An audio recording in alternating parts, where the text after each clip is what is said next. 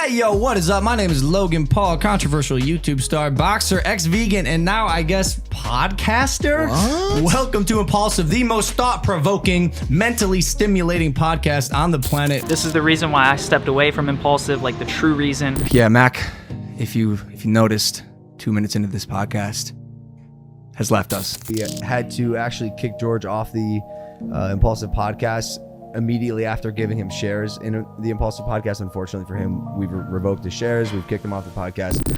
In 2018, Logan Paul, Mike Malak, and Spencer Taylor started a podcast with the hopes of being the #1 podcast in the world. The idea was to talk about relevant pop culture topics as well as be able to discuss some of the current things happening in their lives on YouTube. The podcast started with Logan and Spencer on the right and Mike on the left. Now this is important as Mike and Logan are very similar with most of their beliefs, although Mike is a little bit older and more mature and has some different thoughts on how situations should be approached. They overall have a very similar thought process. While Spencer is relatively different, being more peaceful and kind, more down to earth, and allows for a little bit more balance when discussing different topics. Logan and Mike may have a similar thought, while the third co-host kind of balances it out with something completely different. Now to understand that Logan is the main host, he drives the podcast, so when a guest comes on, they are mostly looking at Logan. Therefore, if you are going to have 3 co-hosts, it would be most optimal for you to have a guest across from the host, which is what they commonly do. But what about the other 2, Mike and Spencer? Well, Mike is also very outgoing and a very dominant speaker, so putting him on the side of the guest allows him to control somewhat of the conversation from the other side of the table. And now to understand the third co-host being a little bit more passive, a little bit more calm, it is very difficult for them to attract attention. So they need to be sitting in a little bit more of a power position, say also across from the guest next to Logan. Now this was exactly what ImPaulsive did for the first 13 episodes. So why would they ever want to change it? Well, it's pretty unclear. There doesn't seem to be a lot of thought on why they changed it. Maybe it was just Mike and Logan wanted to be sitting next to each other. Maybe you as a viewer have some thoughts on why you think that they changed the seating arrangement. And while you're thinking about that, why don't you go ahead and hit that subscribe button if you enjoy seeing content just like this. So now that you have a little bit of an understanding on the dynamic of ImPaulsive, we can see that that third host is meant to be diversifying their thoughts while also discussing topics. So for example, Spencer being more of that peaceful, mindful person, but the problem is that that's not really the vibe ImPaulsive is going for. It seems very difficult for him to fit in well in that sort of dynamic, causing him to eventually slowly drift out. He talks about how he wanted to work on his own projects and be more free-spirited with his travels. So Spencer decides to leave the podcast and move to Kauai.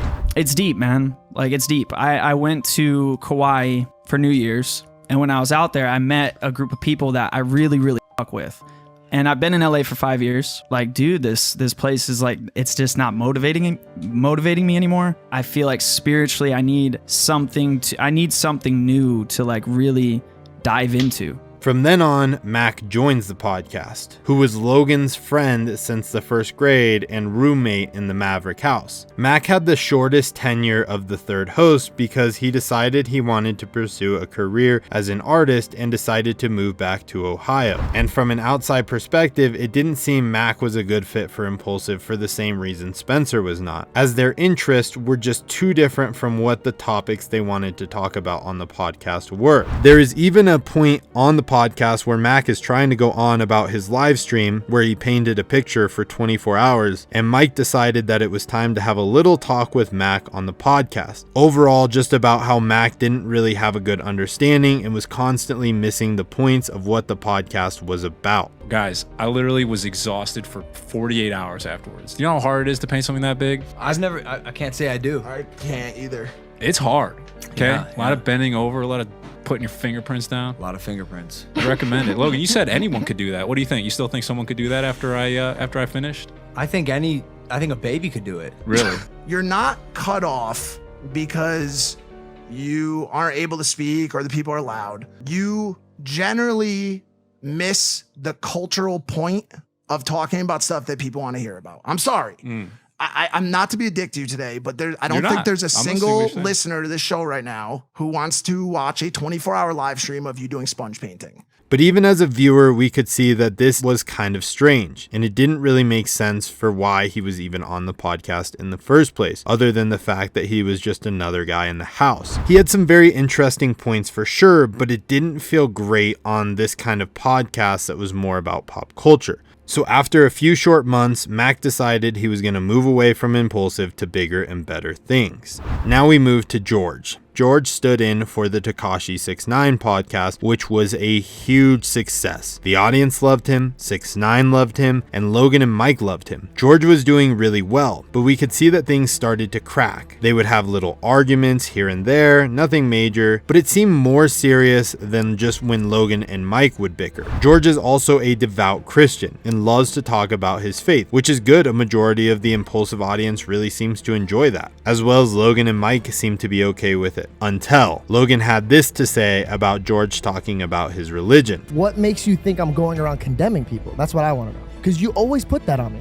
You always yell at me about gay people. I never once talk about gay people. Because you're subscribed to the doctrine that perpetuates that information. You keep bringing answer up the that I question. bash gay people all the time. When have I ever done that? Bro, that is a staple of your religion, and it's not bashing gay people. It's condemning them But for have what you they as- like. This clip was regrettable for Logan. The audience was absolutely furious with him, and George was incredibly disappointed. But George also felt very broken by this moment and really seemed to be hurt by it. It made him feel that Logan was really more of an enemy than a friend. But this is not the only instance of George getting shit on the podcast. Impulsive had a guest, Bobby Lee, on the podcast, who is a comedian and is a little bit more on the edgy side, telling jokes and making fun of things a lot of people are very touchy on. On Bobby's episode of Impulsive, George begins to discuss having a very successful career but still feeling rather disappointed, depressed, and even sometimes suicidal. Obviously something very serious that if a friend was telling us they felt this way, we would not interrupt with jokes or make light of the situation. However, Bobby really loves to lean into these things that make us feel very uncomfortable, and he ends up teasing George and telling him he took forever to explain himself. And it made a lot of my avenues blow up. So I'm very blessed, but I didn't know I was going to be here.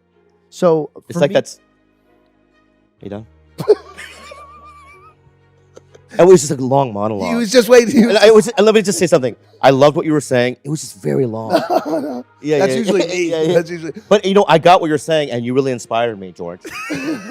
Obviously, George feels like he's trying to contribute to the podcast with something very valuable for viewers just to get laughed at. To Mike's credit, he did try and stick up for George. However, Logan continued to laugh, which again, not to paint Logan in a bad picture, I think he was just having a good time and didn't realize that it wasn't going well for George. But this situation made George feel very upset, and he decided to somewhat check out of the podcast for the rest of the time he was there. It seemed like he was kind of daydreaming and just wanted to get out as quickly as possible. However, Logan seen that George was checked out and not paying very much attention, which part of it is Logan is paying George to be on his podcast, so when he's getting paid to sit there and not do anything, obviously Logan has some sort of the right to check George and tell him to pay a little bit more attention. He is clocked out. I know. George has been under a tremendous amount of abuse. No, No, stop, George. I want you over here with me.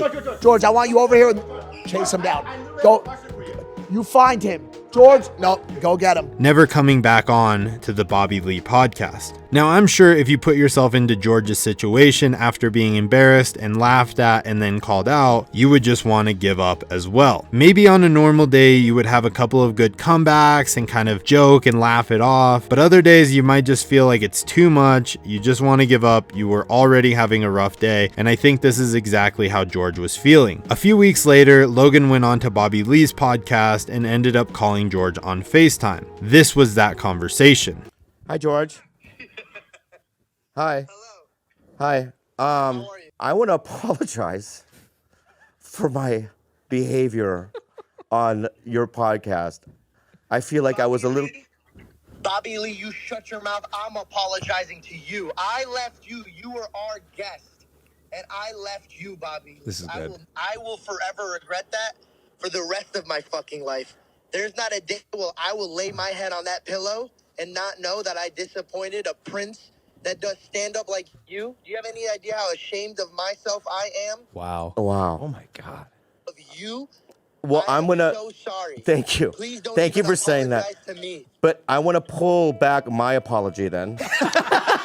But it still doesn't feel like a very sweet ending. George seemed to significantly put less effort into Impulsive, researching the guest, as well as putting in any effort during the conversations, as he felt he would probably just get shut down and there would be no point of talking anyway. George ended up missing a few episodes when he was away with his family and started his own podcast, but he was very clear in the intro of his first podcast that this was not going to take place of Impulsive. It was just going to be in addition to Impulsive to allow him to talk a little bit more on specific parts. No, obviously I'm still on Impulsive, guys. For any of you guys that are like, oh, their beef situation and now he's starting his own like lane.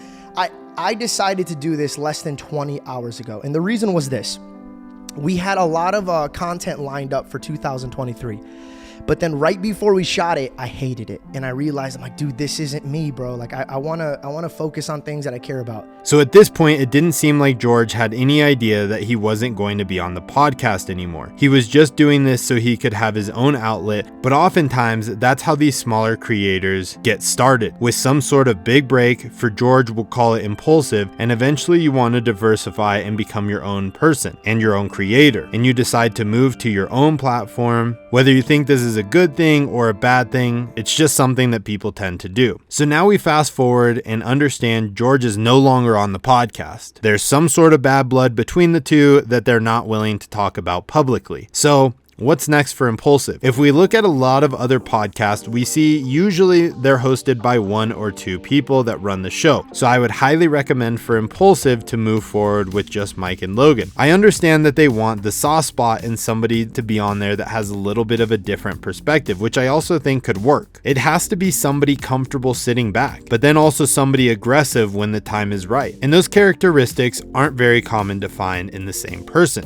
It would be interesting if they did decide to find somebody new, maybe trying some female energy on the show for a little bit of a different perspective. That way it's not always just 3 dudes. They did also try Jeff Wittick on the show, and that seemed to be pretty good, but I don't think Jeff wants to take a backseat role when there is a guest on the podcast. He works well when it's just Logan and Mike and himself, but I think if there's a guest, it might get weird, as Jeff has his own podcast, which I don't think he really wants to give up on anyway. The next option could be Jake Paul, but I also think the same thing for Jake. And quite frankly, Jake has so many other things going on that I think Impulsive would just kind of be more of a waste of time than anything for him. So I think a clear option is just to leave it the 2 of them and see how it goes. And if we take a look at the channel and the views currently, since George has left the podcast, it really hasn't seemed to affect them at all. This is the explanation on why Impulsive's third host is such a difficult role to play.